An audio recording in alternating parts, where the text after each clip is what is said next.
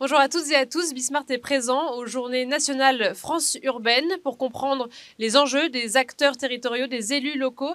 Et nous avons rencontré la ministre de l'Aménagement des territoires et de la décentralisation, Françoise Gatel. Madame la ministre, merci beaucoup d'être avec nous. Quels sont les enjeux de votre venue ici aux Journées nationales France urbaine, à la rencontre de ces acteurs qui sont à la fois préoccupés par les questions budgétaires et aussi la notion bien sûr de décentralisation annoncée par le Premier ministre il y a quelques jours? Alors, ce déplacement, c'est le premier déplacement et je souhaitais que ce soit aux Journées de France urbaine parce que les villes, les métropoles jouent un rôle essentiel parce que ce sont des locomotives, mais ce sont aussi des moteurs pour l'ensemble des territoires qui les entourent. Et les métropoles, elles sont aussi composées de grandes villes, mais elles sont aussi composées de territoires pluraux. Et que cette association est une association qui a ses exigences, mais qui est aussi constructive.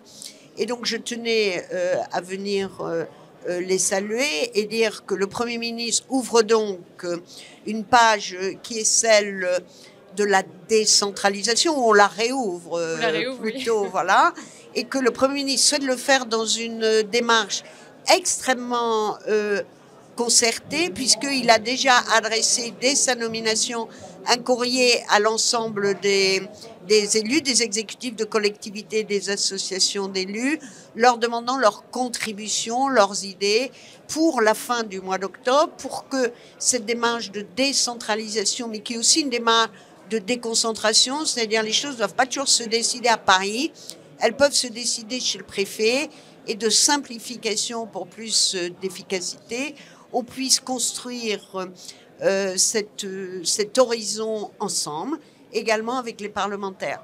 Et sur la préoccupation budgétaire? Alors, sur la préoccupation budgétaire, j'entends, je sais, chacun me dit que l'exercice, il est difficile. Il est effectivement difficile. L'État demande un effort équitable aux collectivités. Il y a plusieurs choses sur le sujet. La nation tout entière a une situation budgétaire et financière extrêmement difficile. Et si nous ne faisons pas cet effort de redressement, nous connaîtrons la situation de pays européens qui, à un moment, se sont retrouvés empêchés de financer des services publics. Donc, il s'agit de prévention, il s'agit d'une volonté de redressement. Et le Premier ministre l'a dit, il met une copie au débat.